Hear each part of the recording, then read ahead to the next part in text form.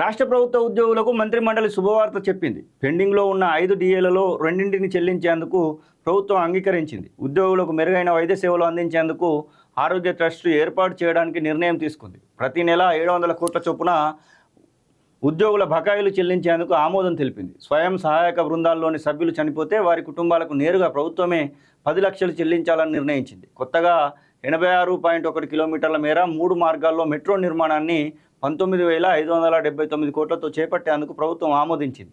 Doctor BR Ambedkar రాష్ట్ర సచివాలయంలో CM Revanth Reddy అధ్యక్షతన గురువారం సుమారు 5:30 గంటల పాటు కేబినెట్ సమావేశం జరిగింది. స్వల్ప అస్వస్థత కారణంగా అటవీ వ్యవసాయ శాఖల మంత్రి కొండా సురేఖ ఈ సమావేశానికి హాజరు కాలేదు. మిగిలిన మంత్రులందరూ పాల్గొన్నారు. ఇందులో తీసుకున్న నిర్ణయాలను ఉప ముఖ్యమంత్రి బట్టి విక్రమార్క, మంత్రులు పొంగులేటి శ్రీనివాసరెడ్డి, పొంగున్నం ప్రభాకర్, రెవెన్యూ ముఖ్య కార్యదర్శి నవీన్ మిట్టల్, ఆర్థిక శాఖ ముఖ్య కార్యదర్శి సందీప్ కుమార్ సుల్తానియా విలేకరుల సమావేశంలో వెల్లడించారు.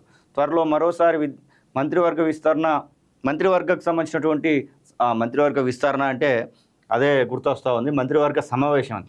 మరోసారి మంత్రివర్గ సమావేశం అవ్వాలని నిర్ణయించినట్టుగా తెలిసింది. క్యాబినెట్లో మొత్తం 70కి పైగా అంశాలను చర్చించారు. దానిలో ప్రధానంగా ఉద్యోగులకు సంబంధించినటువంటి అంశాలు ఎక్కువగా ఉన్నాయి. దాంతోపాటుగా రైతు భరోసాను ఎప్పుడు ఇవ్వాలి అనేటువంటి విషయంలో కూడా చర్చ మాత్రం జరిగిందంట. ఏది ఏమైనా ఉద్యోగుల విషయంలో మాత్రము మొదలు డబ్బులు లేవు అని అన్నారు. ఆ తర్వాత స్వయంగా ముఖ్యమంత్రి చెప్పినటువంటి మాట అది. మంత్రిమండలి సమావేశంలో ఉద్యోగులకు అనుకూలంగా సుదీర్ఘంగా చర్చించి నిర్ణయాలు తీసుకున్నాం. ఉద్యోగులను సొంత బిడ్డలుగా పరిగణిస్తూ నిర్ణయం తీసుకునేందుకు సీఎంకు మంత్రిమండలికి ధన్యవాదాలు. ఉద్యోగుల సమస్యలపై నియమించినటువంటి క్యాబినెట్ సబ్ కమిటీ ఇచ్చిన నివేదికపై చర్చించి అందులోని అంశాలను ఆమోదం తెలిపాం. క్షేత్రస్థాయిలో ప్రభుత్వ సంక్షేమ పథకాల అమలుకు కష్టపడుతున్న ఉద్యోగుల యోగక్షేమాల కోసం అవసరాలు తీర్చేలా నిర్ణయాలు తీసుకున్నాం. డిఏ కోసం ఉద్యోగ సంఘాలు ఎదురుచూస్తున్నాయి.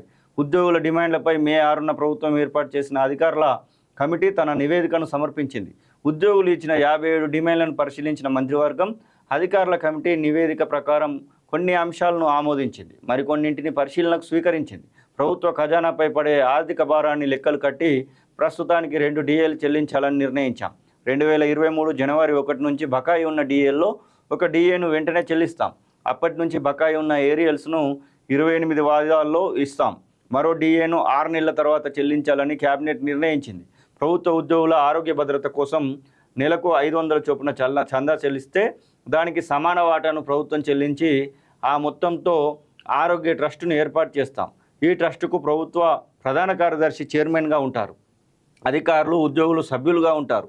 ఆరోగ్యపరమైనటువంటి సమస్యలను ఈ ట్రస్ట్ ద్వారా పరిష్కరించే వెసులుబాటు ఉంటుంది. దీనివలన బెనిఫిటే, వాళ్ళ డబ్బులు వాళ్ళకే రొటేట్ అవుతూ ఉంటాయి కాబట్టి మంచిదే. ఉద్యోగులకు సంబంధించినటువంటి పెండింగ్ బిల్లులు, బకాయిలు గత ప్రభుత్వం నుంచి మాకు వారసత్వంగా వచ్చాయి.